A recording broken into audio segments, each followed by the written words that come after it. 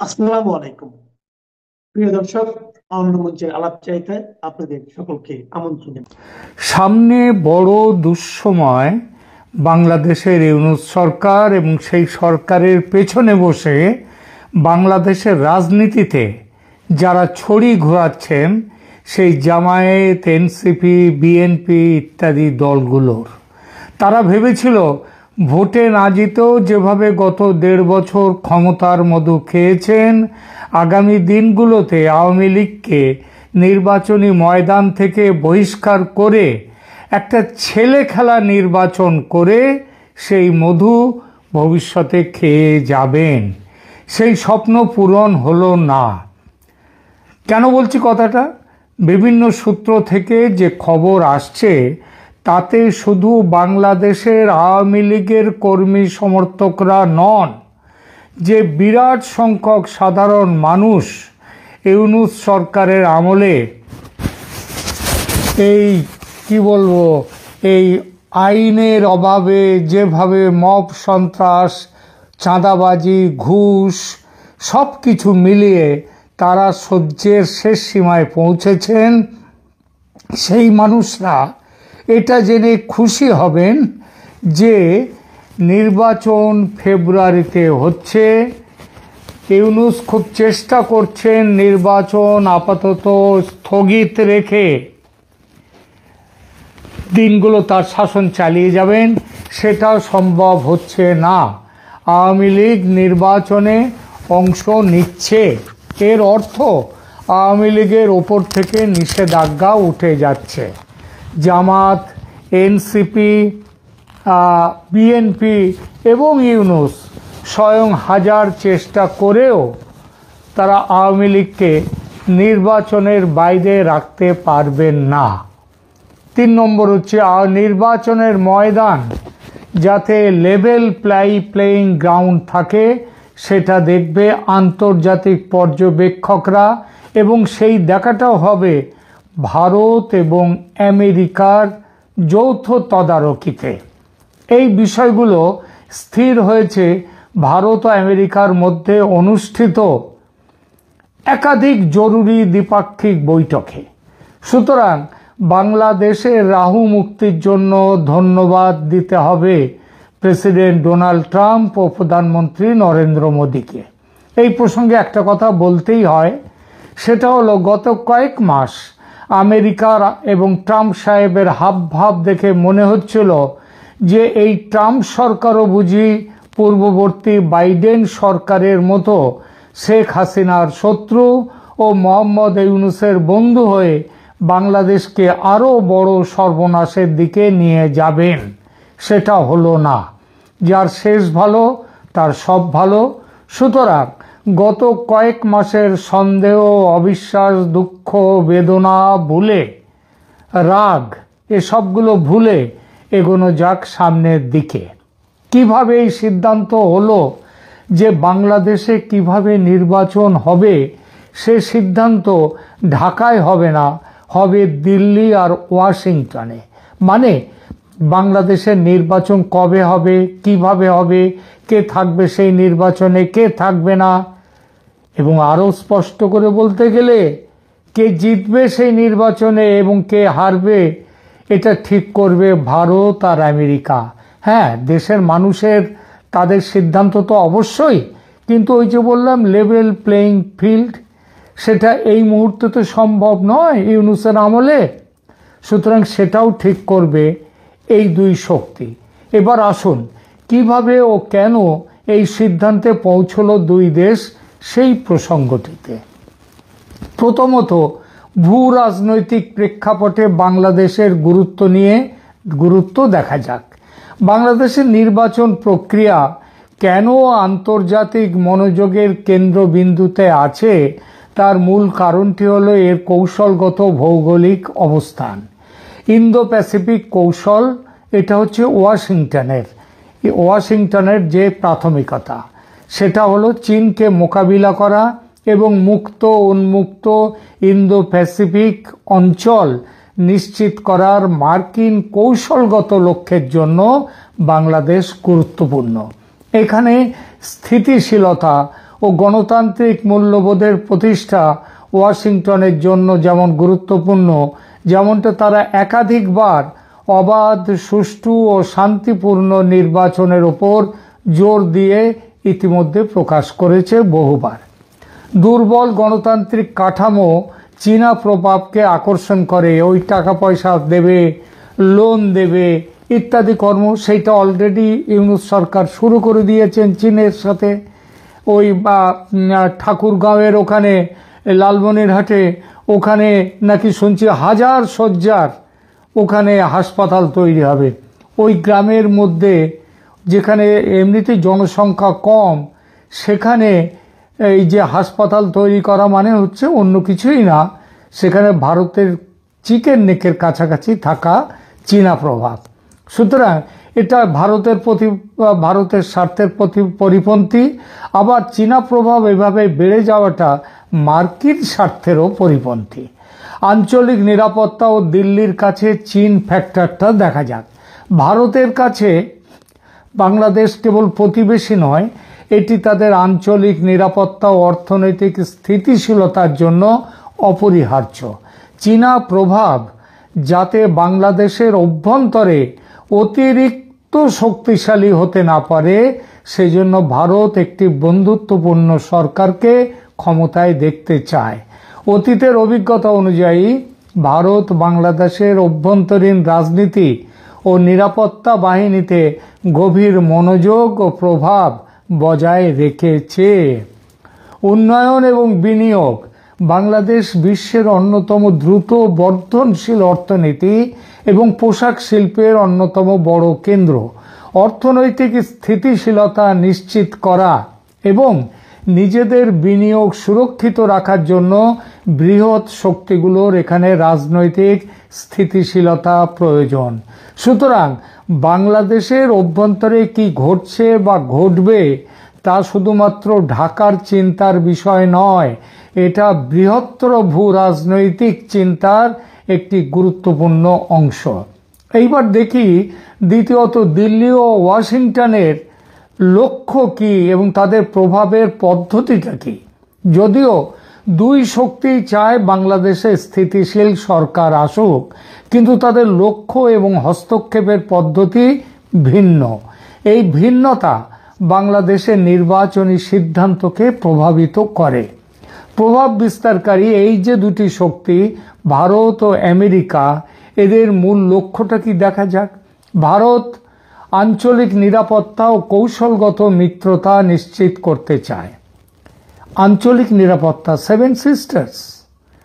ভারত বিরোধী শক্তিকে কোণঠাসা করতেও চায় ভারত, যেমন পাকিস্তানকে এখানে আসতে দিতে চায় না ভারত, যেটা ইউনূস সরকার ভীষণভাবে নিয়ে আসছে।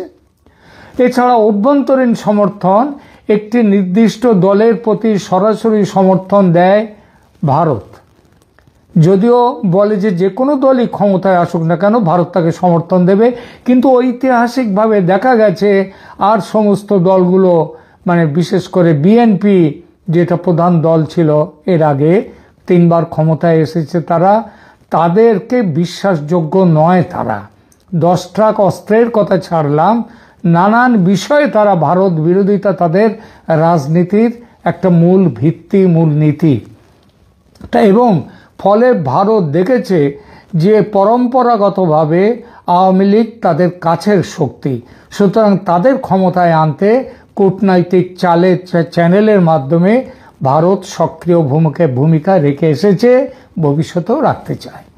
নিরাপত্তা ও প্রশাসনিক এবং নিরাপত্তা ব্যবস্থার উপরেও নিবিড় প্রভাব বিস্তার করতে চায়। এই প্রভাব আবার মার্কিন যুক্তরাষ্ট্রের কাছে কিরকম সেটা দেখি। ইন্দো প্যাসিফিকে স্থিতিশীলতা চায় মার্কিন যুক্তরাষ্ট্র, চায় চীনের বাণিজ্যের ওপরে নজরদারি করতে, চায় চীনের শক্তির ওপরে রুখে দিতে তারা চায়। মানবাধিকারের চাপ দিয়ে তারা বাংলাদেশে গণতন্ত্রের ভিত্তিটা স্থাপন করতে চায়।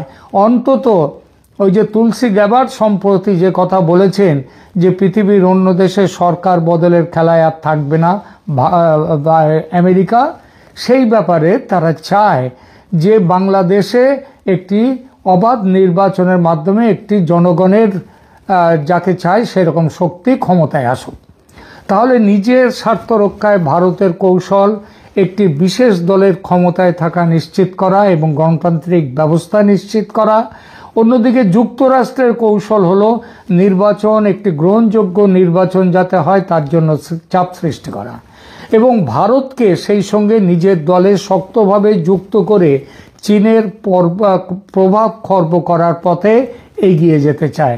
সেটা একা আমেরিকা এখানে সে করতে পারবেন না যদি না ভারত তাদের সঙ্গে থাকে। এই দুই শক্তির ভিন্নমুখী চাপ এক জায়গায় এসে মিলেছে। সেটা হলো কি, দুই শক্তি তারা সমঝোতার মধ্য দিয়ে স্বচ্ছ, মুক্ত ও অংশগ্রহণমূলক নির্বাচনের মাধ্যমে গণতন্ত্রের শেকড় মজবুত করতে চায়। জঙ্গিবাদের পৃষ্ঠপোষক ইউনূস সরকারকে আর বাড়তে দিলে শুধু যে বাংলাদেশের শান্তি চলে যাবে তাই নয়, ভুগতে হবে এই উপমহাদেশকে, এমনকি বিশ্বের বিরাট একটি অঞ্চলকে। সুতরাং ভারত আমেরিকা দুই শক্তির আজ একত্র হওয়া। এরপর বাংলাদেশের রাজনৈতিক দলগুলো দেখুন নিজেরাই বহুবার বিদেশি শক্তিকে হস্তক্ষেপের সুযোগ করে দিয়েছে। বিরোধী দলগুলো প্রায়শই ক্ষমতাসীনদের বিরুদ্ধে বিদেশে অভিযোগ করে এবং বিদেশি কূটনীতিকদের কাছে ধর্ণা দেয়। এর ফলে অভ্যন্তরীণ রাজনীতিতে বিদেশিরা ছড়ি ঘোরাবার সুযোগ দেখতে পায় এবং তারা ছড়ি ঘোরায়। সেই সুযোগ এবার গ্রহণ করলো ভারত ও আমেরিকার সঙ্গে। আস্থার অভাব এটাও একটা কারণ। দেশের প্রধান রাজনৈতিক দলগুলোর মধ্যে সংলাপ ও আস্থার চরম অভাবের জন্যেই বিদেশি দুতিয়ালি, যেমন জাতিসংঘ দুতিয়ালি করেছেন, ওখান থেকে তো সেই তুর্ক তিনি বলে দিয়েছিলেন বাংলাদেশের সেনাপ্রধানকে যেন সরকারের পক্ষে না থাকে, হাসিনার পক্ষে না থাকে। সুতরাং এরকম বহু ঘটনা, সুতরাং বিদেশি দুতিয়ালি জরুরি। এর সাথে যোগ করুন অর্থনৈতিক দুর্বলতা। বাংলাদেশের বর্তমান অর্থনীতির চ্যালেঞ্জ, বিশেষ করে রিজার্ভ ক্ষয় ও অর্থ পাচারের মতো বিষয়গুলো বহির্বিশ্বের অর্থনৈতিক সহায়তার উপর নির্ভরতা বাড়ায়। এই নির্ভরতা অনেক সময় অর্থনৈতিক ছাড়ের বিনিময়ে রাজনৈতিক চাপ গ্রহণ করতে বাধ্য করে। বাংলাদেশের অর্থনীতির বর্তমান ব্যাপক ধস সামাল দিতে পাশের দেশ ভারতের সাহায্য জরুরি, এটা বুঝেছে আমেরিকা, তাই হাত মিলিয়েছে ভারতের সঙ্গে। একইভাবে ভারতও বুঝেছে এ ব্যাপারে আমেরিকার অপরিহার্যতার কথা। আমেরিকা একসঙ্গে থাকলে ভারতও যেমন তার যে এজেন্ডা সেটা ঠিক করতে চালাতে পারবে, তেমনি আমেরিকাও তার এজেন্ডা চালাতে পারবে। তাই দুই দেশ আজ একসঙ্গে। কিভাবে ভারত আমেরিকা এই ব্যাপারে একত্র হলো, কারা এর দায়িত্ব নিয়ে এগুলো করলো? দেখুন, শেখ হাসিনা সরকারের পতনের পর ইউনূস সরকারের কাজকর্ম দেখে বাইডেন প্রশাসন দুশ্চিন্তায় পড়েছিল। ভারতের সঙ্গে আলোচনায় বসেছিল ভুল সংশোধনের চেষ্টায়। আপনাদের হয়তো মনে আছে 2023 নভেম্বরের শেষ দিকে, নভেম্বরের শেষে ভারত মার্কিন 2+2 মন্ত্রী পর্যায়ের বৈঠক হয়। এটি ছিল দুই দেশের পররাষ্ট্র ও প্রতিরক্ষা মন্ত্রী পর্যায়ের একটি উচ্চ স্তরের বৈঠক, যা নয়াদিল্লিতে অনুষ্ঠিত হয়। বাংলাদেশের নির্বাচন নিয়ে দুই শক্তির অবস্থানের মধ্যে বোঝাপড়ার চেষ্টা এই বৈঠকের মূল আলোচনার একটি অংশ ছিল। বৈঠকের মূল অংশগ্রহণকারীরা ছিল, আমি একটু ভুল বলেছি, 2024 নভেম্বর, ওটা 23 নভেম্বর নয়, 2024 নভেম্বরে এই বৈঠক হয়েছিল। বৈঠকের মূল অংশগ্রহণকারী কারা ছিলেন? যুক্তরাষ্ট্রের পক্ষে ছিলেন পররাষ্ট্রমন্ত্রী অ্যান্থনি ব্লিংকেন ও প্রতিরক্ষা মন্ত্রী লয়েড অস্টিন, আর ভারতের পক্ষে ছিলেন পররাষ্ট্রমন্ত্রী এস জয়শঙ্কর, অজিত ডোভাল ও প্রতিরক্ষা মন্ত্রী রাজনাথ সিং।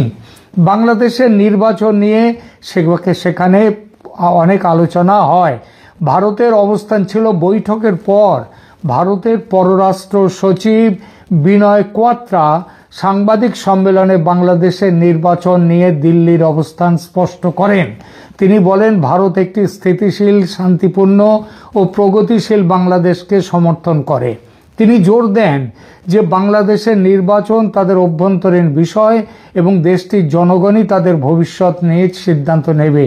কিন্তু বাইডেনের চলে যাওয়ার সময় এসে গিয়েছিল, ভারতও সেজন্য খুব একটা উৎসাহ দেখায়নি, উৎসাহ দেখানোর সময় তখন ছিল না, কোনো ফল হয়নি। তাই এরপর ভারতে নিযুক্ত মার্কিন রাষ্ট্রদূত জানুয়ারি 2025-এ একটি সাক্ষাৎকারে মার্কিন রাষ্ট্রদূত এরিক গারসেটি বাংলাদেশের নির্বাচন নিয়ে মন্তব্য করেন।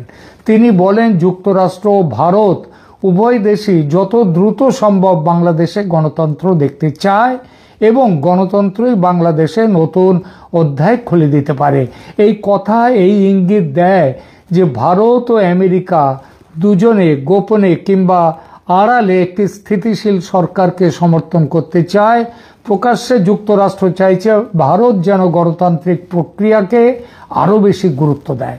এই মন্তব্যের মাধ্যমে দুই দেশের অভিন্ন আকাঙ্ক্ষার কথা এবং তাদের চেষ্টার কথা তুলে ধরা হয়েছে। এছাড়াও এই দুটো আনুষ্ঠানিক বৈঠক ছাড়াও দুই দেশের উচ্চপদস্থ কর্মকর্তারা, যেমন পররাষ্ট্র সচিব, আন্ডার সেক্রেটারি, জাতীয় নিরাপত্তা উপদেষ্টা, তারা নিয়মিত আঞ্চলিক নিরাপত্তা ও কৌশলগত আলোচনায় অংশ নিয়ে বাংলাদেশের পরিস্থিতি নিয়ে আলোচনা চালিয়েছেন। এসব আলোচনায় বাংলাদেশের নির্বাচন, ইন্দো প্যাসিফিক অঞ্চলে চীনা প্রভাব এবং আঞ্চলিক স্থিতিশীলতা প্রাধান্য পেয়েছিল। তাহলে কি মূল টেক অ্যাওয়ে তাহলে কি হলো? এই বৈঠকগুলো প্রমাণ করে যে বাংলাদেশের নির্বাচন শুধুমাত্র একটি অভ্যন্তরীণ রাজনৈতিক ঘটনা নয়, বরং এটি মার্কিন ভারত ভূ রাজনৈতিক কৌশলগত আলোচনার একটি কেন্দ্রীয় বিষয়। ভারত স্থিতিশীলতা এবং আঞ্চলিক নিরাপত্তা নিশ্চিত করতে চায়, আর আমেরিকাও চায় চীনের প্রভাব খর্ব এই অঞ্চলে তার প্রভাব বাড়ুক সেইটা সুতরাং বাংলাদেশের জনগণ বা ঢাকার নীতি নির্ধারকদের ইচ্ছা অনিচ্ছার উপরে নয়, দিল্লি ও ওয়াশিংটনের কৌশলগত স্বার্থ এবং তাদের চাপ প্রয়োগের ক্ষমতার উপরেই নির্বাচনের পদ্ধতি বহুলাংশে নির্ভর করে, হয়তো ফলাফলও নির্ভর করে। এটাই নির্মম বাস্তবতা। দেশীয় রাজনীতির অভ্যন্তরীণ মেরুকরণ ও দুর্বলতায় বৈদেশিক প্রভাবকে এতটা শক্তিশালী করে তুলেছে। নির্বাচনের চূড়ান্ত সিদ্ধান্তটি হয়তো ঢাকায় ঘোষিত হবে 2-4 দিনের মধ্যে, কিন্তু মনে রাখবেন এই ব্যাপারে সিদ্ধান্ত হয়ে গেছে যে আওয়ামী লীগকে নির্বাচনে অংশ নিতে দিতে হবে। শেখ হাসিনার ব্যাপারে কি হবে সেটা এখনো ঠিক হয়নি, কারণ তার উপরে একটা মৃত্যুদণ্ড দেয়া হয়েছে। সেটা উঠবে, কবে উঠবে তো বটেই, কবে উঠবে সেটা দেখতে হবে। আর এই যে দিল্লি এবং ওয়াশিংটনের কূটনৈতিক করিডরে বাংলাদেশের রাজনীতি, ভোট, নির্বাচন ঠিক হয়ে গেছে। অবশেষে যেটা ঠিক হয়েছে সেটাই হতে চলেছে। এখনকার মতো এইটুকুই। ধন্যবাদ।